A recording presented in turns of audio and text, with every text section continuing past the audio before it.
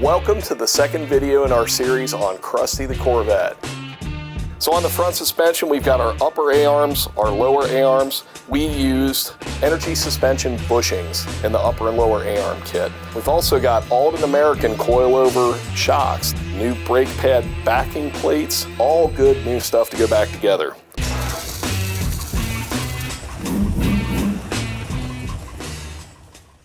So now that we've got the front end of Crusty all buttoned up, we're going to show you how to install the rebuilt trailing arms on the back of the car. We're going to put in adjustable toe links. We're also going to put in adjustable Aldan American shocks. We've put in a fiberglass rear spring that a friend of mine is a Corvette aficionado happened to have. Thank you, Aaron. Appreciate you selling me that glass spring. And we are also going to put in the shims. If you remember from when we did the front end, same with the rear. We marked the shims and marked driver's side in and driver's side out. We measured these with a dial caliper, made sure the thickness was the same. That won't get the alignment perfect, but it'll get us a pretty good starting point. So we're gonna go ahead and put the rear trailing arm in first, then we're gonna put the toe link on it, then we're probably gonna do the drive shaft, or the half shaft I should say, and then we are gonna finish up with the shock. So you'll notice this rear trailing arm bolt has a stack of washers on it. I've installed the passenger side already, and what I've found out is that this bolt in fact is too long. So unfortunately, sometimes manufacturers make mistakes. Apparently with this one, they put the hole for the castle nut in the wrong position. Rather than wait another week or two for the bolts to come in, I am gonna go ahead and stack these washers up. It certainly is not gonna hurt anything, but we're gonna put the car together this way from the inside. So my main point in telling you this, first of all, I had to order these bolts from a Corvette restoration house.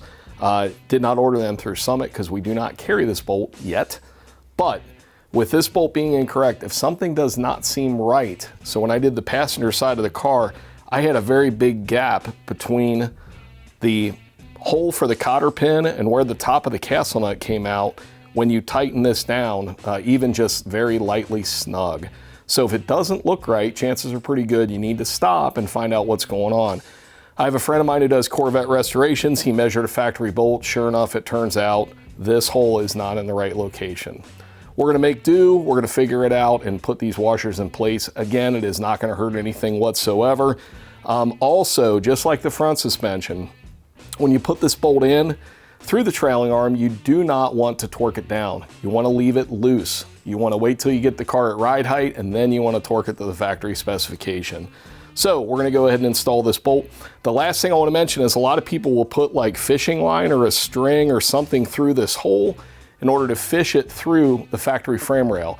I typically don't do that. I'll use a very long needle nose pliers. I'll get the bolt started, I'll get the trailing arm up in place, I'll get everything put together, and then I'll put the shims in last. So we're gonna go ahead and handle this right now. So you can see I was able to get the bolt started, so I can reach in and slide it back and forth. I'm not gonna do that though. I'm gonna leave it about a 1/2 inch inside the trailing arm pocket. I'm gonna get the trailing arm up in place, and then I'm gonna move and jiggle and move and get the bolt through all the way through this other hole.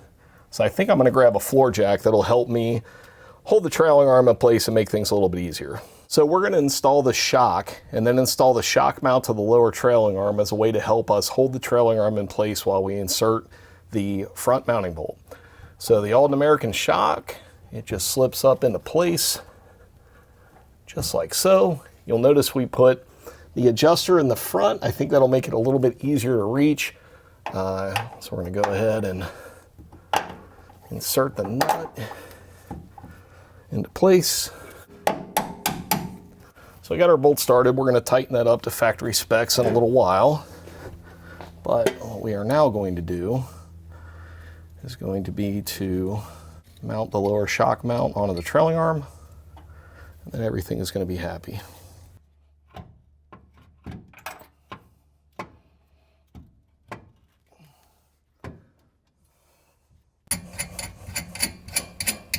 So now that we have the trailing arm in place, the trailing arm bolt is through the frame pocket, and we got the nut started on it, we're going to tighten this down. Actually, we're going to snug this down, but we are not going to tighten it all the way. What I'm doing is just drawing the bolt all the way to this side, and then we're going to install our trailing arm shims, and then just snug this down until we get the thing at ride height. And once that happens, then we'll torque everything to factory specs, but we got to get the shims in place first, so we're going to do that in just a second. So we're going to tighten this down, and once we see that it's basically bottomed out, then we're going to go ahead, loosen it up, and then we're going to put our shims in place. And all we're doing is waiting until we feel a little bit of resistance. You don't want to tighten this too much, or you could risk collapsing the spring or the trailing arm pocket. So you got to be a little careful. All right, so that's it. So we're going to loosen the nut back up. Next, I will grab the trailing arm shims, and I'm going to show you how we are going to install the trailing arm shims and get them in the right place. So we're going to put the shims in place. So one tip that a friend of mine who's a Corvette restorer gave me is that later model shims always have this extra hole in place. Now the early C2 cars versus the C3, C2s were the 63 to 67s, C3s were 68 to 82. The C3s have a hole in the frame that people will actually put a cotter key, or the factory I should say, put a cotter key through. That holds these shims in place and keeps them from ever coming out of the trailing arm pocket. C2s did not have that, but what you can do is drill a very small hole in both sides of the frame rail that when you put these shims in the pocket, you can then either run a cotter key, or what I do is always just run a zip tie. Just zip tie it through there or hold it in place. The only purpose of it is to keep the shim from ever coming out and falling out of the pocket if anything would happen to loosen up. Because if that happens, then the alignment gets all wonked up and everything else. So we're going to put the shims in place, and then I'll show you how to put a little zip tie in here and hold each side of the pack in place. I think I'm going to put that one in first. And then, yeah, then we'll drive that one in. Once I get them driven in, then you got to rotate them down, because these shims have to sit down, and this inside lip of the trailing arm pocket holds them in place along with that little zip tie that we're going to put in. So we are going to get these in place very gently.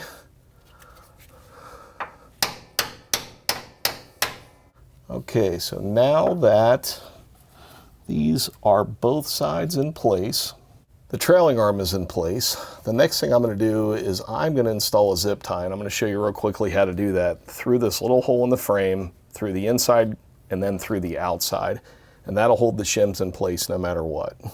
So you take the zip tie, you put it through the hole in the frame, you fish it through very easily, and you got to have a little bit of patience, which you fish through this way. Reach in with my needle nose pliers, bring it through this way, and we will be able to bring this around, and just have a nice little extra safety measure that if anything would ever loosen up, these shims will not fall out of the pocket and cause the alignment to go crazy. Now obviously a zip tie is not a permanent attachment method, but for the purpose of this, just to be an extra safety measure, I think it's plenty adequate, and it's a little bit easier to use these than trying to find a 4 or 5 inch long cotter key, because you need something very, very wide to go all the way through the pocket. So we'll clip this off and tuck this away, and it will be very unnoticeable once we hide this on the inside of the frame pocket. All right, so this is an adjustable toe link. The factory Corvette suspension had an eccentric bolt with a washer attached to it that would set the rear toe. And the aftermarket decided that due to that slipping occasionally and coming out of adjustment, that something with threaded rod ends like this might be a better option. So what I'm going to do is take this apart, put some never sees in the threads to try to give us the best opportunity for this to never lock up, seize up, rust up, all that kind of stuff. And then I'm going to install it on the suspension, and once we get the whole car back together, then we're going to preliminarily set the alignment before we drive it. But right now we're just going to go ahead and get it put back together with a good estimate of where we need to be at. So this is a good example of the factory assembly that's used to set toe on these cars. Now you can see the one that came out of this car, just like the rest of Crusty, is in pretty awful shape. But what we are going to do is we're going to take this apart and use the factory piece just to get a center-to-center dimension, getting us reasonably close to what we need to do. Yeah, I'm glad we decided to go through this car. That's pretty awful. So, but we're going to make that all better here very shortly. So we are going to adjust this, just use the bolts, putting them through here, and basically get us a approximation of our correct length. It's definitely not going to be exact, but it's better than starting at ground zero and having no idea where we are. Because these toe links, the aftermarket ones, have a lot of range of adjustments. So what we're going to do is, as you can see, we're off probably by about a ½ inch. So we are going to spin these out pretty evenly. And again, we're just looking for a starting point. This is not going to be exact, not going to be a precise measurement. And that looks pretty good. That's going to be our starting point, and we're going to put the car together like this, and then we're going to measure everything before we drive it. Change it as we need, but this will at least get us in the ballpark. So on the bushing that mounts to the mount that is mounted to the differential, there are a couple of washers that are stepped.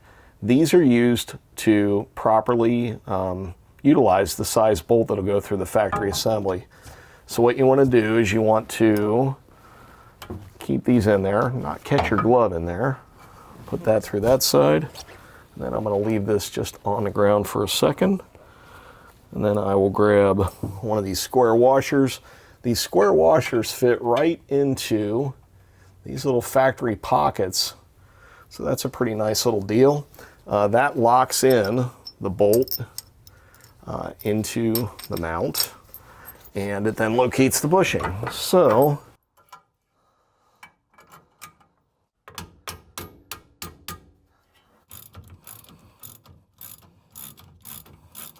okay, so now we have everything finger tight. Now comes the interesting part. This is where we are going to raise the leaf spring up and put through the bolt for the trailing arm, the bushings, then the castle nut on the bottom. But when you go to lift this up, it's a fiberglass leaf spring. You do not want to put a floor jack underneath the fiberglass leaf spring and lift it up. You'll notice this is encapsulated with a little steel shoulder at the end. So you want to take basically like a vice grip, go off the end of this around the steel, not the fiberglass, and then lift the spring up in order to put everything together. So I'll show you how to do that in just a second. So in order to connect the trailing arm to the spring, I disconnected the shock, which allows the trailing arm to droop down a bit. And then if you put a good amount of pressure on the trailing arm, you can get, and you have to put the bushing into the pocket on the leaf spring. So you got to make sure you do that. Yeah, that makes me feel a little better. And remember, you always want to be careful when you're working around a spring in tension, which is exactly what this spring is right now. So keep a close mind of what's going on. And if the jack slips, or if anything gets loose, get your fingers out of the way. Now, while we have that still under tension, I do want to reconnect the shock and get it up into its rightful place, because that is going to be important in order to make everything on the suspension happy. So we are going to connect our lower shock bolt, and again, we're just threading everything on to get it in place. Now the trick is that we need to raise the entire arm up to get this located in place.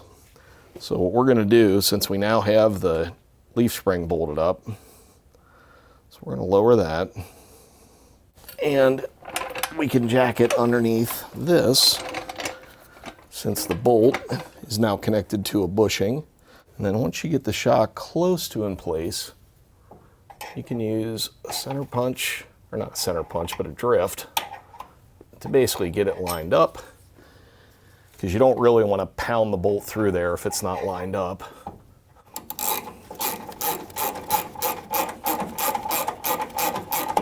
couple last things we have to do is we have to install the parking brake assembly. And then we have to install brake rotor, brake caliper, and the inside half shaft.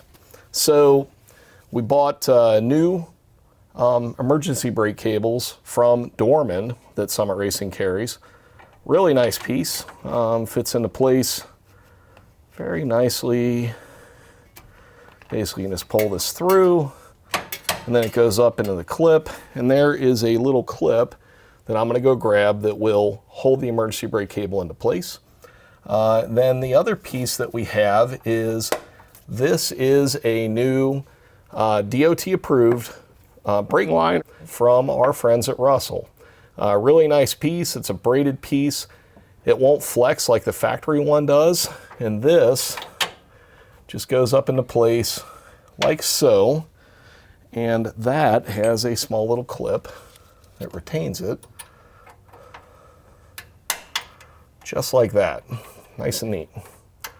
So I'm going to go grab the clip for the e-brake, and then this actually connects over to this little e-brake assembly right here, which should not be that hard to assemble. We're going to pull that back in just a second and get that rolling, so I'll be right back. So then once we have this, we just take our little clip, get the e-brake in place, just snaps right in place like that, and that'll hold the e-brake to the trailing arm. And then the last thing we have to do is just pull this, adjust this and get it loose where it fits over the little e-brake retainer piece. And there is a guide that all this has to go into, which is a little plastic piece. All right, I've got to loosen up the adjuster on this because it's a little bit too tight right now. So I'm going to crawl underneath the car and do that. And then we're going to be buttoning up all the brakes. The very last steps are put the half shaft in, brake calipers, rotors, and that'll be it. And then we'll be finished with getting Crusty back on the road.